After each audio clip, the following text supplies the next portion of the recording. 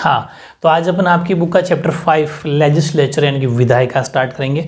बहुत ही important chapter है और ध्यान से मेरी बातों को सुनना है कि लेजिस्लेचर यानी कि विधायिका और नेक्स्ट चैप्टर है न्यायपालिका जुडिशरी।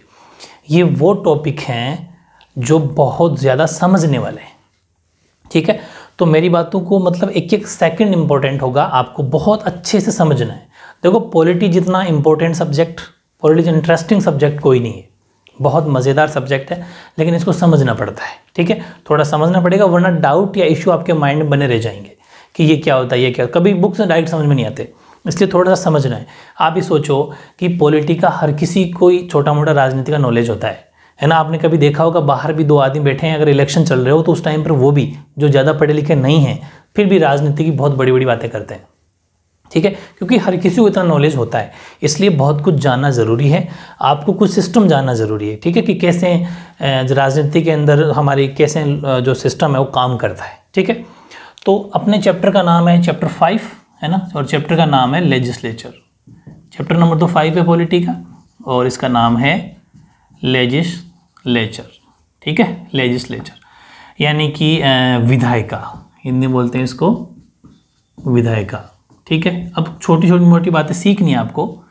ये जो लेजिस्लेचर हैं विधायिका हैं और हमारे जो देश के अंदर लेजिस्लेचर है इसमें भी दो बातें हैं। क्या कि जो हम अगर बात करें नेशनल लेजिस्लेचर की, वैसे तो इसका नाम संसद होता है एक तरीके से, मतलब पार्लियामेंट, लेकिन हमारी जो देश की जो नेशनल लेजिस्लेचर है, ठीक है, एग्जाम में क्वेश्चन आएगा ये नेशनल लेजिस्लेचर यानी कि राष्ट्रीय विधायिका, ठीक है। तो हमारे देश यानी कि भारत की नेशनल लेजिस्लेचर का क्या नाम, वो है पार्लियामेंट, ठीक है। पार्लियामेंट का मतलब संसद, ठीक है। और ये कहाँ पर है, अपने नई दिल्ली के अंदर है। ये तो खैर कॉमन सेंस ही बात है, नई दिल्ली, ठीक है, न्यू दिल्ली। और अब मैं आपको एक बात और सिखा दूँ, ये चीज़ तो आपको समझ में आएगी, नई दिल्ली के अंदर है ये हमारी संसद पार्लियामेंट, जो नेशनल लेजिस्लेचर यानी कि राष्ट्रीय विधायिका के नाम से जानी जाती है। और ये भी आपको पता है कि इसके दो हाउस होते हैं, यानी कि लोकसभा, ठीक है, और दूसरी राज्यसभा। ये भी अपन 10th के अंदर भी आपने पढ़ लिया होगा और यहाँ पर भी पढ़ लोगे, ठीक है। लोकसभा और राज्यसभा यानी कि लोकसभा और राज्यसभा, ये दो सदन हो गए। दो सदन बोल दो या दो हाउस बोल दो, ठीक है, एक ही बात है। इस तरीके से और इनके अंदर जो जीत के आएंगे भाई, जैसे जो लोकसभा के अंदर जीत के आया या चाहे राज्यसभा के अंदर जीत के आया, दोनों के अंदर जो जीत के आएंगे वो कहलाते हैं MP, member of parliament, Hindi में बोलते हैं सांसद। और इनका इलेक्शन या चुनाव डायरेक्ट जनता के द्वारा किया जाता है। अपन लोकसभा के मेंबर को सीधा अपन वोट करते हैं, संसद महोदय को अपन क्या करते हैं, डायरेक्ट जनता वोट करती है। राज्यसभा राज्य के अंदर काम करती है, MLA मिलकर चुनते हैं, तो बात वही है, अपन MLA को अपन चुनते हैं। तो मतलब संसद के जो भी सदस्य मेंबर होंगे, हालांकि दोनों के बारे में बहुत कुछ नॉलेज कराऊंगा इस चैप्टर में, बहुत कुछ सिखाऊंगा। इन दोनों के जो भी मेंबर होंगे वो MP कहलाते हैं और MP को जनता डायरेक्ट चुनती है, ठीक है, और वो संसद में जाके बैठते हैं, मेंबर ऑफ पार्लियामेंट यानी कि सांसद कहलाते हैं, सांसद। ये बात आपके दिमाग में आ रही होगी कि राष्ट्रीय विधायिका का वर्ड यूज किया गया जिसको सांसद कहा। और अब आपके दिमाग में आ रही है राज्यों के अंदर जो होती है फिर वो क्या होती है। बिल्कुल सही सोचा, ये पहली बात होगी। दूसरी बात है राज्यों के अंदर, स्टेट के अंदर, तो स्टेट लेजिस्लेचर, ठीक है, स्टेट लेजिस्लेचर। स्टेट लेजिस्लेचर का मतलब हो जाएगा हिंदी में राज्य विधानमंडल, ठीक है, या राज्य विधानमंडल का मतलब, राज्य विधानमंडल का मतलब है इसके भी दो हाउस होते हैं। खूब सारे स्टेट ऐसे हैं जहां पर दो हाउस है। दो हाउस का मतलब दो सदन है। एक तो है विधान सभा, ठीक है, यानी कि लेजिस्लेटिव असेंबली, ठीक है, और जो दूसरी है वो है विधान परिषद। बात को ध्यान से समझना, विधान परिषद यानी कि लेजिस्लेटिव काउंसिल। हालांकि सिर्फ और सिर्फ भारत के अंदर 6 ही ऐसे स्टेट है जिसके अंदर दोनों सदन है, विधानसभा और विधान परिषद। बाकी सब में विधानसभा यानी कि एक ही सदन है, एक ही हाउस है, ठीक है। दो दो हाउस होने के क्या फ़ायदे हैं, संसद में भी दो दो हाउस होने के, दोनों दो दो हाउस या दो दो सदन होने के क्या फ़ायदे हैं, आगे पढ़ेंगे। अभी क्वेश्चन लूँगा, बहुत इंपॉर्टेंट क्वेश्चन है, लेकिन अभी आपको ये डायग्राम इमेज बन जानी चाहिए माइंड में, ठीक है। तो अब दोनों सदनों वाले, हाँ, लगभग जितने भी हमारे 6 स्टेट हैं जिसके अंदर 2 सदन है, वो मेरे साइड में लिख देता हूँ। हालांकि मैं 10th के अंदर आपको एक छोटी सी ट्रिक बताई थी, वो अपने यहाँ पर भी काम आएगी, तो ध्यान रखना। शॉर्ट में लिख रहा हूँ, legislature assembly plus legislature council, यानी कि विधान सभा और विधान परिषद जिन राज्यों के अंदर है, ऐसे 6 राज्य हैं भारत के अंदर। कितने स्टेट हैं? 6, ठीक है। तो ऐसे 6 स्टेट हैं, वो कौन कौन से हैं? जो मैंने आपको एक छोटी सी ट्रिक बताई थी तंबाकू वाली, हालांकि आप अपने हिसाब से बना सकते हो, लेकिन मैंने आपको कहा था वो चीज़ ध्यान रखनी है। बाकू है ना, BA और U, ये 6 राज्य हैं, ठीक है। BA से आपको समझना है बिहार, मैंने आपको पहले भी कहा था कि इस BA को एक साथ लेना है, तो ये 10th वाली ट्रिक है, बिहार। और U से हो जाएगा UP, यानी कि उत्तर प्रदेश, ठीक है, उत्तर प्रदेश, यानी कि UP बोल सकते हो शॉर्ट में समझने के लिए, वरना उत्तर प्रदेश।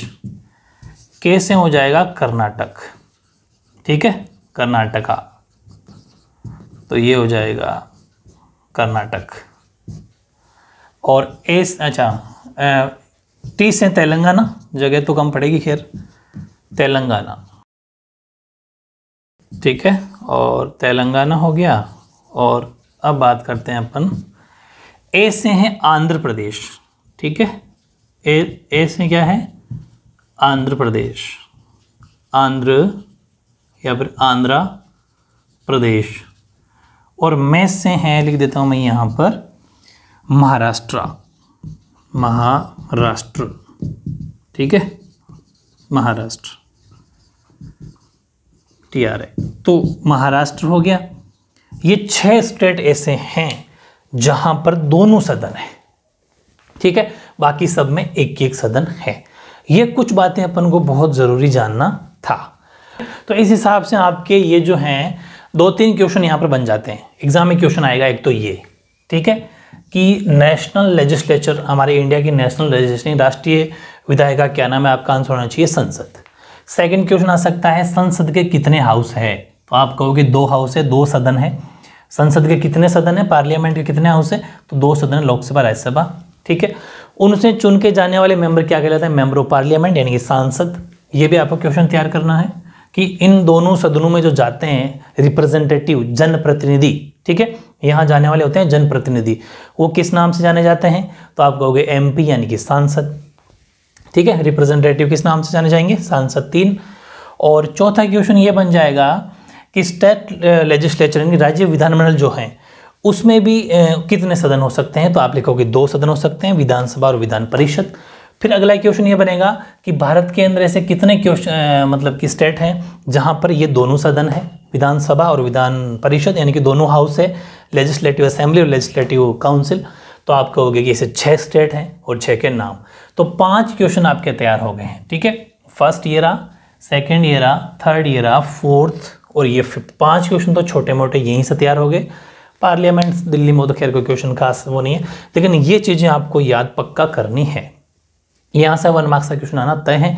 अब अपन ये जानते हैं कि हमारे देश के अंदर पार्लियामेंट, अब चैप्टर की शुरुआत करते हैं, तो बेसिक था, इंट्रोडक्शन था कि पार्लियामेंट या जो संसद हमारे देश के अंदर है उसकी क्या ज़रूरत है, या फिर ज़रूरत है तो उसकी उपयोगिता, इंपॉर्टेंस क्या है, ठीक है।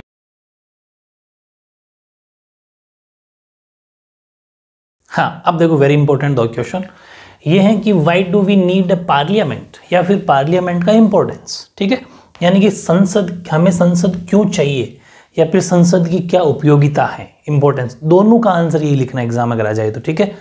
तो हालांकि बहुत सारी बातें अपने अभी सीख ली, तो ये जो पार्लियामेंट है, जो संसद, इसकी क्या ज़रूरत है, क्यों होना चाहिए ये, या फिर अगर है तो इसके बेनिफिट क्या है, ठीक है, ये बात सीखेंगे। तो पहली बात तो ये, हालांकि मैं बता चुका आपको, विधायिका बोल दो चाहे संसद बोल दो, बात एक ही है, ठीक है, यानी लेजिस्लेचर बोल दो चाहे पार्लियामेंट बोल दो, बात एक ही है। तो पार्लियामेंट या लेजिस्लेचर है वो जनता के द्वारा चुनी जाती है। कैसे कि जो पार्लियामेंट है, यानी कि पार्लियामेंट का मतलब संसद या फिर विधायिका, लेजिस्लेचर एक ही बात है, इसके अंदर बैठते हैं एमपीज, ठीक है। एमपी का मतलब सांसद, ठीक है। और सांसद को अपन डायरेक्ट वोट करते हैं, जनता डायरेक्ट वोट करती है सांसद को, ठीक है। यहाँ से जैसे डिस्ट्रिक्ट से चुने जाते हैं एमपी, और फिर वो आगे जाके दिल्ली के अंदर बैठते हैं मेंबर ऑफ पार्लियामेंट, यानी कि वो लोकसभा के जो होंगे तो लोकसभा एमपी कहलाएंगे, और जो राज्यसभा के होंगे राज्यसभा सांसद कहलाएंगे, ठीक है। तो वो एक ही बात है, लोकसभा हो चाहे राज्यसभा हो, दोनों में ही बैठने वाले सांसद या फिर मेंबर ऑफ पार्लियामेंट कहलाते हैं। तो इसका मतलब, और member of parliament Janata direct vote करती है, ठीक है। तो मतलब ये बहुत बड़ी चीज़ हो गई, हमने हमारी इच्छा से जो अच्छा व्यक्ति है उसको अपन ने चुना है, यहाँ की जनता ने चुना है। तो इसका मतलब ये हुआ कि विधायिका जनता द्वारा निर्वाचित होती है, बहुत बड़ी बात है। इसलिए इससे फायदा क्या होगा, और जनता के प्रतिनिधि के रूप में कार्य करती है। अब जैसे हमने यहाँ से किसी एमपी को बना के भेज दिया पार्लियामेंट के अंदर, वो पार्लियामेंट के अंदर हमारा रिप्रेजेंटेटिव करेगा, बनेगा हमारा, कि जो भी हमारी कोई शिकायत हमें करनी होगी तो हम इस हमारे क्षेत्र के जो भी अपने डिस्ट्रिक्ट में अपनी जहाँ भी आप खुद का पता कर सकते हो कि आपके वहाँ का एमपी कौन है। आप जैसे जिस भी डिस्ट्रिक्ट के अंदर हो, जिस भी जिले के अंदर हो, अपने जिले का सांसद यानी पार्लियामेंट एमपी का पता करोगे आपका एमपी कौन है, और जब आप जहाँ रहते हो वहाँ का एमएलए कौन है। इन चीज़ों को जाना करो, थोड़ा पॉलिटिक्स आपका नॉलेज होगा।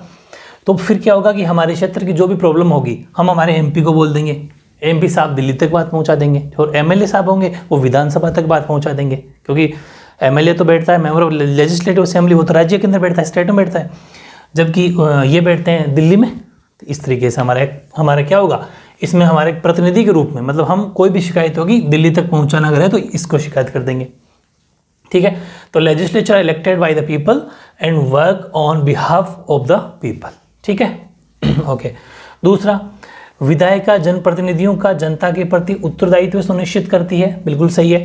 यानी कि जो विधायिका है वो जनप्रतिनिधियों का, विधायिका मतलब संसद, जनप्रतिनिधि कौन, जो यहाँ से चुन के गए हैं, ये हमारे जनप्रतिनिधि हैं, जो एमपी हैं वो। जनप्रतिनिधियों का मतलब यहाँ पर एमपी हैं, ठीक है।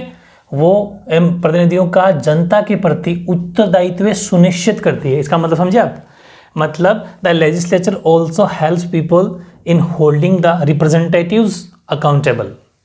इसका मतलब ये है कि जैसे ही ये लेजिस्लेचर यानी कि जो संसद के अंदर जाएंगे, यहाँ से हमारे द्वारा चुने गए जनप्रतिनिधि, हमारे द्वारा चुने गए रिप्रेजेंटेटिव, उनको ये कहेगी कि आप जिस क्षेत्र से आ रहे हो वहाँ की सारी प्रॉब्लम आप ही को बतानी है, हमें अवगत कराओ ताकि हम उसका सलूशन कर सकें। आपकी ये जिम्मेदारी है क्योंकि आप उस क्षेत्र से जीत के आए हो।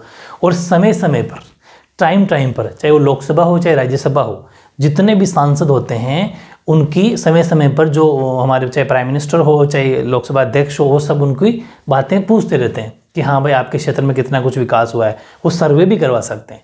तो ये पूरी जिम्मेदारी उनकी है, ठीक है। तीसरी बात, ये कानून निर्माण का काम करती है, कौन, संसद के अंदर ही बनते हैं सारे कानून। तो it performs an important function of law making, ये तो है ही है। और वाद विवाद, सबसे इम्पोर्टेंट बात ये भी है कि वाद विवाद का सबसे लोकतांत्रिक और खुला मंच है। ऐसा नहीं कि लड़ाई झगड़े करना है, वाद विवाद तो करेंगे लेकिन लोकतांत्रिक तरीके से। लोकतांत्रिक का मतलब होता है डेमोक्रेटिक और and open forum of debate. Open forum है FORUM, खुला कोर्ट है, खुला तंत्र है। कैसे, आपने अगर देखा हो कभी लोकसभा टीवी वगैरह या राज्यसभा टीवी देखना, उन टीवी के अंदर न्यूज़ आती है तो उस जो, हालांकि वो अब चेंज हो गया, उनका नाम भी, टीवी का नाम चेंज हो गया, संसद टीवी ऐसा नाम हो गया शायद। तो वहाँ पर क्या है कि आपको ये न्यूज़ सीखने को मिलेगी कि कैसे वाद विवाद होते हैं। कि एक जैसे जिस फील्ड का मंत्री हैं, सपोज कोई स्पोर्ट्स मिनिस्टर है या फिर कोई एजुकेशन मिनिस्टर है, वो खड़े होते हैं, हालांकि मैं आगे बताऊंगा आपको, प्रश्न काल एक टाइम होता है, क्वेश्चन टाइम, प्रश्न काल का। उस टाइम पर जिस भी डिपार्टमेंट से मंत्री आता है, उस मंत्री से जितने भी MP महोदय होते हैं उनसे क्वेश्चन पूछते हैं कि हमारे क्षेत्र में ये प्रॉब्लम्स है, आप कब सोल्यूशन करोगे। तो मंत्री महोदय सर उसका आंसर भी देते हैं, मतलब आपस में डिबेट चलती है। या फिर आपने ये भी देखा होगा कि जैसे जिस भी सरकार की, जिसकी भी पार्टी की सरकार बनी हुई है, सामने जो अपोजिशन पार्टी है वो उसका कभी कभी विरोध भी करती है कि नहीं ये बिल आपका अच्छा नहीं है, ये वगैरह वगैरह, तो आपस में बहस भी चलती है। तो ये भी खुला मंच है और हमेशा बहस होना या फिर ओपोजिशन पार्टी का होना बहुत ज़रूरी है, मतलब विपक्ष की दल का होना बहुत ज़रूरी है, उससे अच्छे डिसीजन होते हैं, तो उसके लिए खुला मंच है। फिर सभी लोकतांत्रिक राजनीतिक प्रक्रियाओं का केंद्र है, it is the centre of all democratic political process. जितनी भी राजनीतिक प्रक्रियाएं हैं, चाहे कोई बिल पास करना हो, चाहे किसी किसी एमपी को अगर वो सही काम नहीं करे उसको हटाना हो, उसको रखना हो, चाहे कोई सा भी काम हो, चाहे बिल पास करना हो, चाहे कोई सा भी काम हो, है ना, जितने भी कानून बनाना हो, सब कुछ इसी के अंदर होता है, ठीक है। जितनी भी राजनीतिक घटनाएं होती है वो सब इसके अंदर होती है, चाहे आपस में वाद विवाद करना हो, सब इसी में होगा, ठीक है। और लास्ट लाइन अपने थोड़ा सा एक नॉलेज की टाइप में लिखा है कि वास्तविक प्रतिनिधित्व वाली कुशल और प्रभावी विधायिका के बिना सच्चे लोकतंत्र की कल्पना ही नहीं की जा सकती। इसका मतलब ये अपने क्या लिखा लास्ट में कि एक विधायिका का होना बहुत ज़रूरी है। A genuine democracy is inconceivable without representative efficient and effective legislature, ठीक है। एक वास्तविक प्रतिनिधित्व वाली मतलब ये होता है, देखो यहाँ पर 2-3 वर्ड यूज किए हैं, वास्तविक प्रतिनिधित्व वाली यानी कि जेन्युइन डेमोक्रेसी इज है, इसका मतलब ये हुआ, और एक वर्ड यूज किया कुशल, ठीक है। कुशल वर्ड यूज किया इनकी एफिशिएंट एंड इफेक्टिव लेजिस्लेचर, मतलब कि एक प्रभावी विधायिका।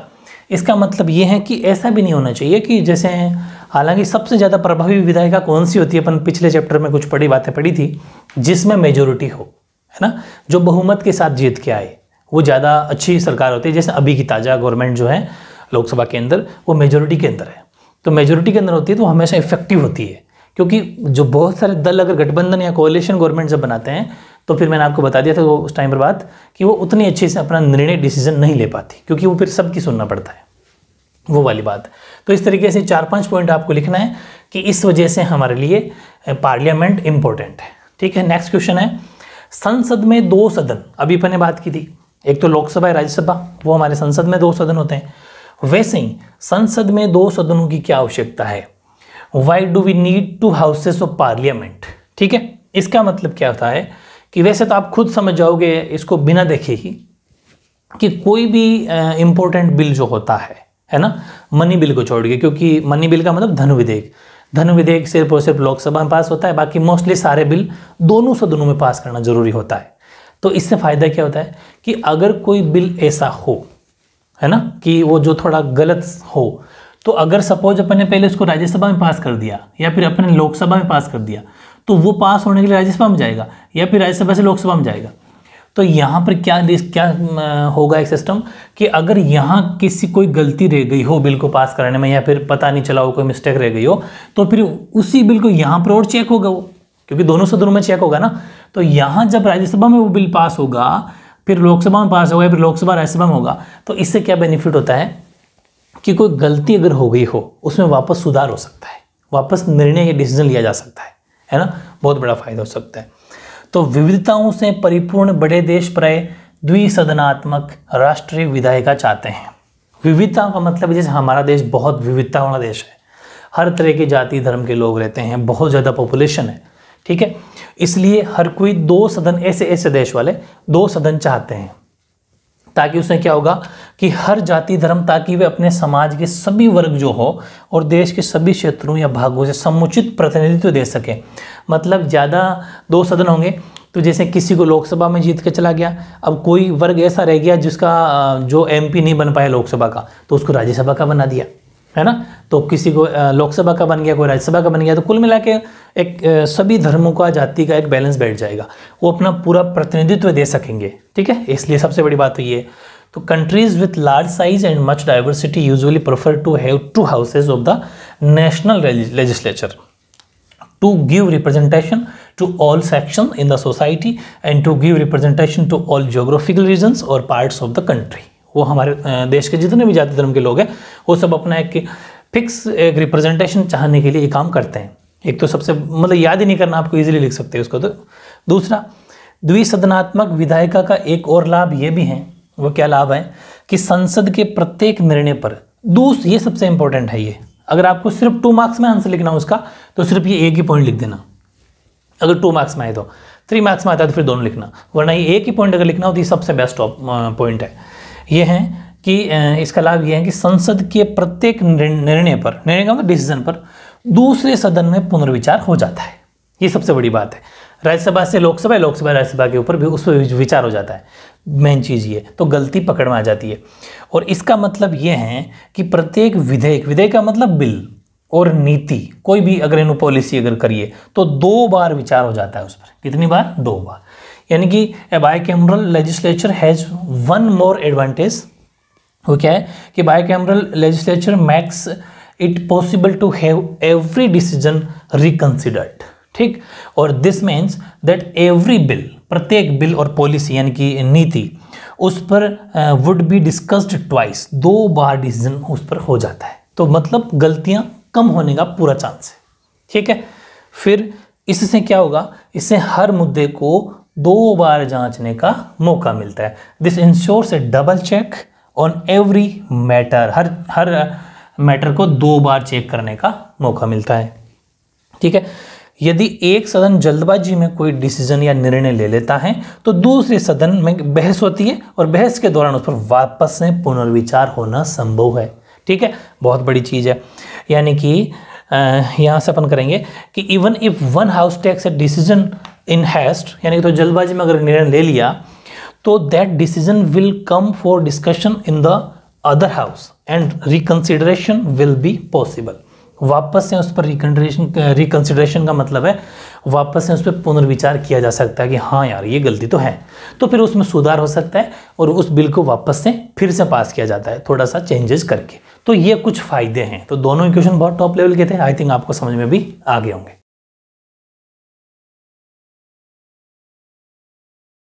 हाँ, अब अपन स्टार्ट करेंगे राज्यसभा। लेकिन मैं राज्यसभा से पहले एक छोटा सा चार्ट बनवाऊंगा। उस चार्ट को दिमाग में फिट करना है, उसके बाद में थ्योरी देखनी है। उस चार्ट को भी आपको ऐसा कैसा रजिस्टर के अंदर या फिर आपकी नोटबुक के अंदर उतारना है। ठीक है, तो आप हेडिंग लगा सकते हो राज्यसभा। ठीक है, राज्यसभा। थोड़ी सी इसकी हिस्ट्री जान लो। राज्यसभा क्या जान लो? इतिहास जान लो इसका कि क्या है इसकी हिस्ट्री। थोड़ा सा नॉलेज करवा देता हूँ। तो बहुत लेवल की बातें हैं लेकिन इतने तो आपको जाननी भी चाहिए। देखो, हमारे संविधान के अंदर, ठीक है, यानी कि हमारे कॉन्स्टिट्यूशन के अंदर, यानी कि संविधान के अंदर राज्यसभा नाम डायरेक्ट नहीं दिया गया था। उसका नाम था काउंसिल ऑफ स्टेट। क्या नाम था? काउंसिल ऑफ स्टेट्स, ये नाम था। लेकिन अगर मैं एग्जैक्ट डेट की बात करूं तो 23 अगस्त, ठीक है, 23 अगस्त 1954, यानी कि 23 अगस्त 1954 को नाम दिया गया राज्यसभा। ये भी आपको जान लेना चाहिए, नॉलेज की बात है। ठीक है, हालांकि कॉम्पिटेटिव की बात है लेकिन आपको थोड़ा बहुत नॉलेज होना चाहिए। संविधान के अंदर, हमारे संविधान के अंदर ये नाम स्टार्टिंग में नहीं दिया गया था, काउंसिल ऑफ स्टेट्स नाम दिया गया था और फिर 23 अगस्त 1954 राज्यसभा नाम कर दिया गया। एक बात तो ये। अभी मैं बात करता हूँ एट प्रेजेंट की, मतलब वर्तमान स्थिति में अगर बात करूँ आपको, प्रेजेंट में क्या मामला है। प्रेजेंट की बताने से पहले एक छोटी सी बात और बता दूं खैर, कि राज्यसभा के कुछ नाम है, जैसे कि इसका नाम है परमानेंट हाउस। ठीक है, परमानेंट हाउस यानी कि स्थायी सदन। राज्यसभा को स्थायी सदन कहा जाता है। राज्यसभा का दूसरा नाम है राज्यों का सदन। ठीक है, स्टेट्स, काउंसिल ऑफ स्टेट्स भी कहा जाता है, तो वो भी खेरे की बात है।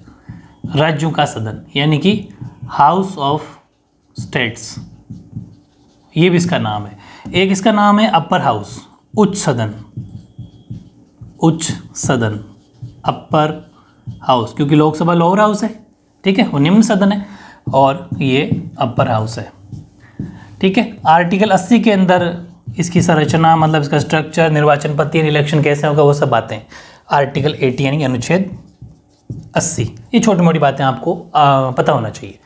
फिर मैं बात करूं एट प्रेजेंट की, प्रेजेंट में कि वर्तमान में क्या मामला है। वर्तमान मामला ये है कि अधिकतम संख्या जो हो सकती है, पूरी बात को समझना, अधिकतम संख्या यानी कि हाईएस्ट मेंबर, सदस्यों की संख्या बात करूं, अधिकतम सदस्य संख्या। ठीक है, यानी कि हाईएस्ट मेंबर कितने हो सकते हैं इसके अंदर, वो हो सकते हैं 250। ध्यान से समझना कि राज्यसभा में अधिकतम सदस्य 250 हो सकते हैं, अधिकतम हाईएस्ट है। और अभी कितने हैं, अभी कितने एट प्रेजेंट है 245। अगर मैं बात करूं यूपी की, सबसे ज़्यादा यूपी में 31, राजस्थान से हैं 10। ये कुछ नॉलेज की बातें हैं। राज्यसभा में जो सांसद होते हैं ना वो तो 31, तो यूपी सबसे ज़्यादा क्योंकि वो सबसे बड़ा राज्य है, और राज्य मतलब पॉपुलेशन के अकॉर्डिंग वैसे, और राजस्थान से जाते हैं 10। ये चीज़ समझ में आ गई।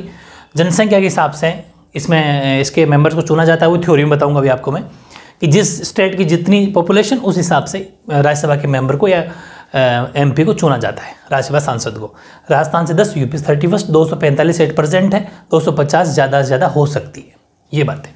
प्लस 245 में क्या मामला है वो समझाता हूँ। 245 जो अभी 8% है, उसमें 233 तो होंगे आपके निर्वाचित, पूरी बात को समझना है, मतलब ये तो होंगे इलेक्टेड, और 12 जने होंगे, हिंदी में बोलते हैं मनोनीत, नॉमिनेट, ठीक है, नॉमिनेटेड, ये समझना है। ये 233 तो अभी निर्वाचित है 8%, और 12 जने नॉमिनेटेड है, मतलब कि इनका चुनाव नहीं होता, इनको चुना जाता है राष्ट्रपति जी के द्वारा, प्रेसिडेंट के द्वारा। हमारे प्रेसिडेंट महोदय इनको नॉमिनेट करते हैं, मनोनीत करते हैं। अगर कोई जैसे कि कला यानी आर्ट के क्षेत्र में, जैसे बॉलीवुड में हो गया, इनमें कोई अच्छा काम कर रहा हो, या फिर कोई स्पोर्ट्स में अच्छा काम कर रहा हो, या फिर कोई लिटरेचर यानी साहित्य में अच्छा काम कर रहा हो, जैसे सचिन तेंदुलकर को चुना गया था, अमिताभ बच्चन को चुना गया था, ऐसे बहुत सारे लोग हैं जिनको डायरेक्ट चुना, मतलब नॉमिनेट किया गया था, सॉरी मनोनीत किया गया था। इनको डायरेक्ट हमारे प्रेसिडेंट महोदय डायरेक्ट चुन लेते हैं, मनोनीत कर लेते हैं, इनका चुनाव नहीं होता। 233 का चुनाव होता है, जो राज्य की जो हमारी विधानसभा है, विधानसभा मतलब स्टेट के अंदर लेजिस्लेटिव काउंसिल जो होती है, वो अपने में से ही या फिर किसी और को भी जो होता है एमएलए जो होते हैं वो मिलके इसका चुनाव करते हैं राज्यसभा सांसद का, ठीक है। वो इसीलिए हम इसको इनडायरेक्ट इलेक्शन भी कहते हैं, हालांकि मैं थ्योरी में बता दूंगा अभी। हम इसको डायरेक्ट वोट नहीं करते राज्यसभा के सांसद को, क्योंकि हम चुनते हैं एमएलए को, एमएलए जो चुनाव करता है राज्यसभा के सांसद का, इसलिए इसको बोला जाता है इनडायरेक्ट बॉडी। इनडायरेक्ट बॉडी का मतलब अप्रत्यक्ष चुनाव होता है। जैसे हम राष्ट्रपति जी को भी चुनाव नहीं करते, अप्रत्यक्ष होता है, हम एमपी चुन के भेजते हैं, एमएलए चुन के भेजते हैं, वो फिर प्रेसिडेंट को या फिर हमारे प्राइम मिनिस्टर को चुनते हैं, ठीक है। तो ये सब बातें वो मैं अभी थ्योरी में बता दूंगा, लेकिन ये स्ट्रक्चर भी आपको इतना जानना है, ये डेट भी आपको जाननी है, ठीक है। अच्छा, एक बात और लिखा देता हूँ, यहीं पर लिखा देता हूँ, चौथी बात ये यहीं लिखा देता हूँ कि इसका जो टेन्योर है, ठीक है, टेन्योर का मतलब कार्यकाल होता है 6 साल, 6 ईयर्स। लेकिन एक बात ध्यान रखना, 6 साल तो होता है, लेकिन हमारे संविधान में ये बात लिखी हुई नहीं है, कॉन्स्टिट्यूशन में ये बात कहीं पर भी लिखी हुई नहीं है कि राज्यसभा सांसद का या फिर राज्यसभा सदस्य का कार्यकाल टेन्योर 6 साल होगा। तो फिर आप सोच रहे होंगे फिर उसमें क्या लिखा हुआ है? उसमें ये लिखा हुआ है कि हर 2 साल बाद, आफ्टर 2 ईयर्स, हर 2 साल बाद में 1/3 जितने भी मेंबर है, 1/3 का मतलब जैसे अभी 1/3 है, 1/3 इंटू 245, भाई प्रेजेंट में है कितने 245, उसका 1/3 ये कट जाएगा 8 और लगभग मतलब 82 जन है, क्योंकि पॉइंट्स वाला जो वो तो आपको पता ही कंप्लीट करना पड़ेगा। तो 82 समथिंग हर 2 साल बाद में ऑटोमेटिक रिटायरमेंट हो जाएगा, ठीक है, रिटायर्ड हो जाएंगे। तो ध्यान रखना, हालांकि आपको इतना नहीं लिख के आना कि संविधान में बात उल्लिखित नहीं है, संविधान में लिखी हुई नहीं है, लेकिन मैं आपको नॉलेज करवाना चाहता हूँ, ये आपके आगे बातें काम आएगी कि 6 साल होगा। हालांकि ये संविधान में नहीं लिखा हुआ, संविधान में लिखा हुआ है कि हर 2 साल बाद में 1/3 सदस्य या फिर 1/3 मेंबर्स ऑटोमेटिक रिटायर्ड हो जाएंगे। एक सिस्टम ऐसा बनाया हुआ है, ठीक है। ये चीजें आपको जाननी थी।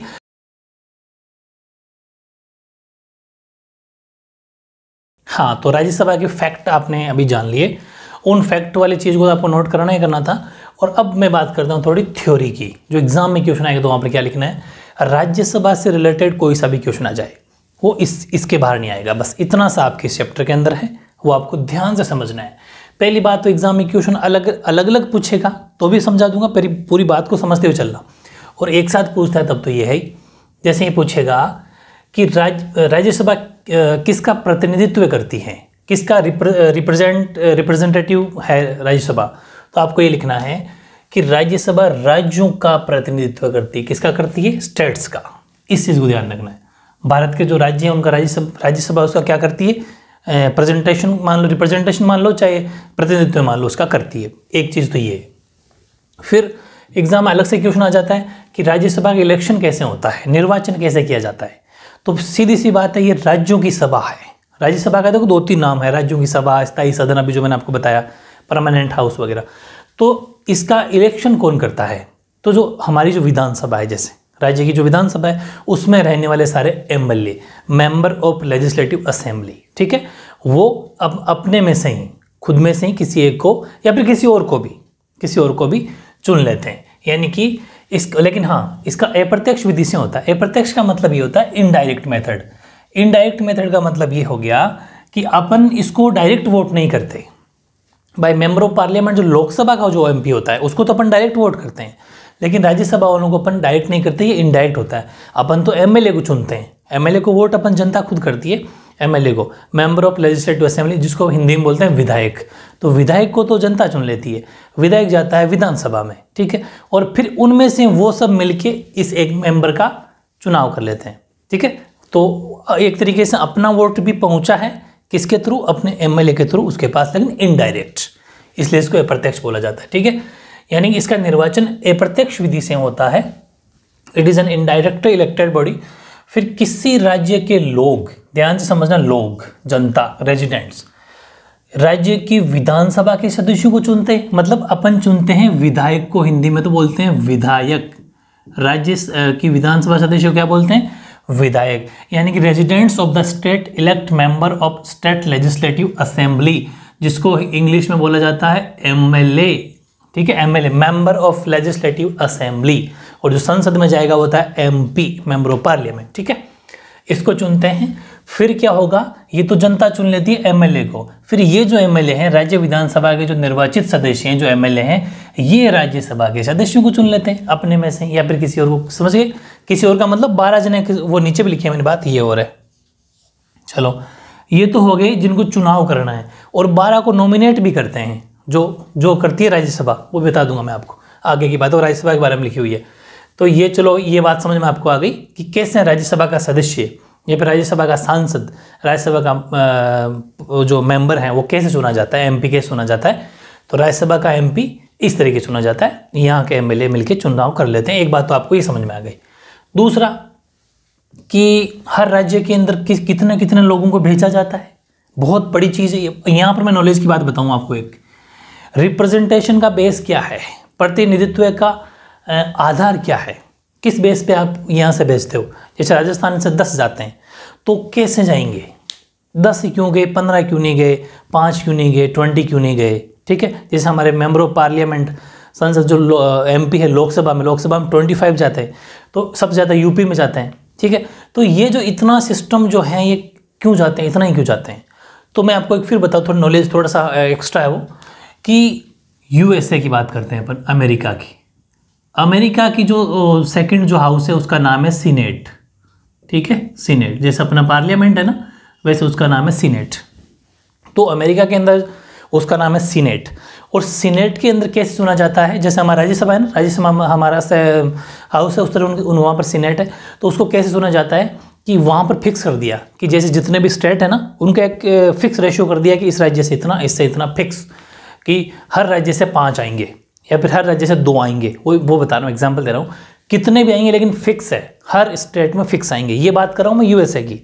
इंडिया में ऐसा नहीं है, हर स्टेट से इतना आएंगे, ऐसा नहीं। हमारे यहाँ पॉपुलेशन के अकॉर्डिंग है, जिस राज्य में जितनी ज़्यादा जनसंख्या होगी उस अकॉर्डिंग बंदा चुन लिया जाएगा, ठीक है। अब हमारे क्या हुआ, आप सोच रहे होंगे कि यूएसए की तरह हमारे यहाँ क्यों नहीं है ना। तो एक बात बताओ, अपन एक बात करते हैं यूपी की पॉपुलेशन है 20 करोड़ के करीब, 19.98 करोड़। मतलब आपको कोई याद नहीं करना, डेटा याद नहीं करना, लेकिन ऐसे ही बता रहा हूँ, 20 करोड़ के करीब यूपी की जनसंख्या है, पॉपुलेशन है, ठीक है। और एक राज्य हमारा सिक्किम की बात कर लेते हैं। सिक्किम 6-6.5 लाख पॉपुलेशन ही उसकी। तो एक बात बताओ, सिक्किम और यूपी और अमेरिका की तरफ अपन फिक्स कर दें कि हर राज्य से 5 जने आएंगे, तो सिक्किम तो 6.5 लाख में ही 5 निकल के आ गए, और यूपी में 20 करोड़ में 5 निकल के आ रहे हैं। कैसे बैलेंस बैठेगा। इसलिए हमने यूएसए की तरह सिस्टम नहीं कहा, क्योंकि वहाँ पर तो पॉपुलेशन का ठीक ठाक रेशियो है। अपने यहाँ तो अपन ज़बरदस्त प्रोग्रेस में, पॉपुलेशन में अपन रुकते ही नहीं, नॉन स्टॉप काम चल रहा है। तो इस वजह से पॉपुलेशन ज़्यादा होने की वजह से हम पॉपुलेशन के रेशो के हिसाब से, ठीक है, बंदे एक एक बंदा चुन लिया जाता है। ये चीज़ समझ में आपके आ गई होगी। यही मैं समझाना चाह रहा हूँ जो लिखी हुई है कि राज्यसभा में देश के विभिन्न क्षेत्रों या फिर राज्यों, एक ही बात है, को उनकी जनसंख्या के अनुपात में प्रतिनिधित्व दिया गया है। In the Rajya Sabha different regions, या फिर ब्रैकेट में लिख सकते हो स्टेट्स, ठीक है, ब्रैकेट में लिख देना states of the country have been represented in proportion to their population. उनके जनसंख्या के अनुपात के हिसाब से हमने उनका चुनाव करते हैं। Thus that regions having larger population would have more representative, जहाँ पर जनसंख्या ज़्यादा है वहाँ पर ज़्यादा लोग चुने जाएंगे, जहाँ कम है वहाँ कम चुने जाएंगे, ठीक है, ये चीज़ है। तो more representatives in if the second chamber then regions having less population, बस अगर कम हो गए तो कम चुने जाएंगे। तो the number of members to be elected from each other state has been fixed by, अच्छा एक चीज़ और है, इस अकॉर्डिंग पॉपुलेशन के हिसाब से हमने हमारे संविधान की चौथी अनुसूची, ठीक है, जो हमारे कॉन्स्टिट्यूशन का जो 4th शेड्यूल है, उस 4th शेड्यूल में ये फिक्स कर रखा है कि हर राज्य से इतने इतने चुने जाएंगे। जैसे किसी से 10 तो किसी से 20, किसी से 30, किसी से 5, किसी से 2, किसी से 8, है ना, ऐसा फिक्स कर रखा है। लेकिन कैसे, पहले उस राज्य की, उस स्टेट की पॉपुलेशन को हमने जाना कि वहाँ की पॉपुलेशन कितनी है, फिर वो करा के हर राज्य से कितने कितने कर देंगे, वो कर दिया। ये चेंज भी हो सकती रहती है, क्योंकि जैसे जैसे पॉपुलेशन बढ़ेगी तो और अपन नंबर इनके बढ़ा दिए जाएंगे, ठीक है। लेकिन यूएसए की तरह हमारे देश के अंदर नहीं है। चलो, इस प्रकार राज्यसभा में ज़्यादा जनसंख्या वाले क्षेत्रों में ज़्यादा प्रतिनिधित्व और कम वाले क्षेत्रों में कम प्रतिनिधित्व प्राप्त हुआ है। फिर ये वाली चीज़ आपको याद करनी है, संविधान की चौथी अनुसूची में प्रत्येक राज्य से निर्वाचित होने वाले सदस्यों की संख्या निर्धारित कर दी गई है। एक क्वेश्चन फिर बनेगा यहाँ से कि हमारे कॉन्स्टिट्यूशन में कौन सी ऐसा शेड्यूल है, कौन सी अनुसूची है जिसके अंदर हमारे राज्यसभा के सदस्यों की संख्या फिक्स या निर्धारित कर दी गई है। तो कौन सी अनुसूची हो जाएगी आंसर? चौथी अनुसूची। ऐसे ही छोटे क्वेश्चन बनेंगे आपके, यहाँ से ये पूछ लेगा, वहाँ से वो पूछ लेगा कि राज्यसभा क्या है, वो पूछ लेगा, इलेक्शन डायरेक्ट होता है कि इनडायरेक्ट होता है वो पूछ लेगा, कौन करता है इलेक्शन वो पूछ लेगा, ये सब, ठीक है। फिर है स्थायी सदन। बिल्कुल, मैंने अभी आपको नॉर्मली बातें बताई थी स्टार्टिंग में। ये परमानेंट हाउस है, तो इसके बारे में जान तो लिया है आपने कि राज्यसभा के सदस्यों को 6 वर्ष के लिए चुनाव होता है, किया जाता है, और उन्हें दोबारा भी निर्वाचित किया जा सकता है। तो राज्यसभा के सभी सदस्य अपना कार्यकाल एक साथ पूरा नहीं करते। अभी मैंने आपको पूरे सिस्टम सिखाया था कि राज्यसभा 6 साल के लिए चुनी जाती है। बाकी सब जैसे लोकसभा के मेंबर तो 5 साल के होते हैं, लेकिन ये 6 साल के लिए होते हैं। और हर 2 साल बाद में 1/3 जितने भी संख्या है वो ऑटोमेटिक एक सिस्टम बना रखा है कि हर 2 साल बाद में 1/3, सपोज मैंने हालांकि एग्जाम्पल भी ले लिया था, उस अकॉर्डिंग हर 2 साल में वो चलते रहते हैं। तो ये इसका मतलब ये है कि कभी भंग ही नहीं होती, मतलब इसमें मेंबर की कभी कमी नहीं आती, जितने हैं उतने बने रहते हैं, ऑटोमेटिक वापस 2 साल में फिर आ जाते हैं। मतलब अलग अलग स्टेट्स में ऐसा रेशो बिठा रखा है कि ऑटोमेटिक जाते जाएंगे आते जाएंगे, ठीक है, इसलिए परमानेंट हाउस है। टाइम पीरियड ध्यान रखना 6 साल। राज्यसभा के सभी सदस्य अपना कार्यकाल एक साथ पूरा नहीं करते। प्रत्येक 2 वर्ष पर राज्यसभा के 1/3 सदस्य, ठीक है, अपना कार्यकाल पूरा करते हैं और इन 1/3 सीटों के लिए ही चुनाव होते हैं। राज्यसभा में सिर्फ 1/3 के लिए फिर चुनाव होंगे, ऐसा नहीं कि पूरा ही नहीं, सिर्फ 1/3 जितने हटे हैं उतने ही वापस, बस। जैसा मैंने अभी आपको पूरा वो चार्ट समझा दिया था राज्यसभा का, उस चार्ट को जरूर दिमाग में फिट कर लेना, ठीक है। इस तरह राज्यसभा कभी भी पूरी तरह भंग नहीं होती, अतः राज्यसभा को संसद का स्थायी सदन के रूप में माना जाता है। क्वेश्चन यही आ गया है कि राज्यसभा को स्थायी सदन क्यों माना जाता है, समझाइए। ये आंसर हो गया आपका, ये रहा। ये आपका अलग से क्वेश्चन पूछ लेगा वो कि Rajya Sabha is an permanent house, explain, या फिर हाउ। तो ये चीज़ बताना है कि members of the Rajya Sabha are elected for terms of 6 years, they can get reelected, वापस चुने जा सकते हैं मेंबर को, ऐसा नहीं एक बार चुन लिया फिर से चुना हो सकता है, उन्हीं को वापस चुन लिया जा सकता है। और all members of Rajya Sabha do not complete their terms at the same time. कभी भी राज्यसभा का किसी भी सदस्य का एक साथ खत्म कार्यकाल जो टेन्योर है वो खत्म नहीं होता, आगे पीछे होगा, हर 2 साल से चेंज होगा। मतलब ये समझ लो कि जैसे आज कोई ए नाम का बंदा चुन के आया राज्यसभा में, ये 6 साल बाद में जाएगा, और ऐसा नहीं कि बी भी आया तो बी भी 6 साल बाद में जाएगा, नहीं, ये ए अगर 6 साल बाद जाएगा, सपोज मान लो कि ये 2022 में जाएगा अगर, तो ये बी वाला जाएगा 2024 में। मतलब एक इस तरह सिस्टम बिठा रखा है, हर 2-2 साल से 1/3 चले जाएंगे, ठीक है। तो ये चीज़ है, एक साथ कोई कभी किसी सबका खत्म नहीं होता। तो every 2 years 1/3 members of Rajya Sabha complete their terms and election are held for those 1/3 seats only, ठीक है। और 10 the Rajya Sabha is never fully dissolve, कभी भी ये एक साथ डिसॉल्व का मतलब है भंग नहीं होती, फुली डिसॉल्व। देयरफॉर इसीलिए it is called the permanent house of the parliament. अतः इसीलिए इसको जो हमारी संसद है उसका स्थायी सदन कहा जाता है। अब एक नीचे बात लिखी है मैंने एक्स्ट्रा, ये भी इंपॉर्टेंट अलग से पूछ सकता है कि निर्वाचित सदस्य तो ये है ही हैं, निर्वाचित सदस्यों के अतिरिक्त राज्यसभा में 12 सदस्यों को मनोनीत भी किया जाता है, ठीक है, नॉमिनेट किया जाता है। और इनके अंदर साहित्य, विज्ञान, मतलब इनके अंदर कोई चुनाव नहीं होता।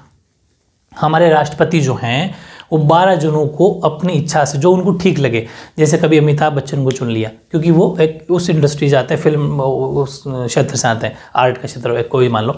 और जैसे सचिन तेंदुलकर को चुना था, वो स्पोर्ट्स एरिया से आते हैं, या फिर कोई सोशल वर्कर भी होते हो, उन सबको इस तरीके से चुन लिया जाता है, एक एक मेंबर को, ठीक है। कुल मिला के 12 सदस्यों को साहित्य की, लिटरेचर के क्षेत्र में, साइंस के क्षेत्र में, है ना, आर्ट एंड सोशल सर्विसेज, इन सब के कोई सा भी क्षेत्र हो सकता है, इन फील्ड में से किसी भी जने को, कुल मिला के 12 जनों को राष्ट्रपति जी मनोनीत करते हैं, नॉमिनेट करते हैं। निर्वाचन नहीं होता, इनका चुनाव नहीं होता है, वो उनकी इच्छा से वो निर्वाचन करा देते हैं, बस जो जिस फील्ड में अच्छा काम करता हो वो, ठीक है। जिन्होंने साहित्य, विज्ञान, कला और समाज सेवा के क्षेत्र में विशेष उपलब्धि हासिल की हो, उन्हें राष्ट्रपति द्वारा मनोनीत किया गया है। यानी कि apart from the elected member Rajya Sabha also have 12 nominate members. ध्यान रखना। अच्छा, ये भी क्वेश्चन आ सकता है, कितने जनों को नॉमिनेट किया जाता है? तो 12 जनों को किया जाता है। The president nominates these members, these nomination are made from among those person who have made their mark in the fields of literature, science, art and social services। ठीक है, ये सब बहुत इजी बातें हैं और 10th के अंदर ये अपने पढ़ भी रखिए तो काफ़ी आपका हेल्प हो जाएगी वहाँ से। ठीक है, इस तरीके से आज का वीडियो थ्योरेटिकल भी था, बहुत समझने वाला भी था, बहुत इंपॉर्टेंट भी, थोड़ा सा बड़ा हो सकता है, लेकिन आपको 8 क्वेश्चन आज अपने कंप्लीट कर लिए। इनको आपको बहुत अच्छे से रिवीजन करते रहना, साथ के साथ याद करना, थोड़ी स्पीड से अपने चैप्टर को कंप्लीट करने वाले हैं। ठीक है, ओके।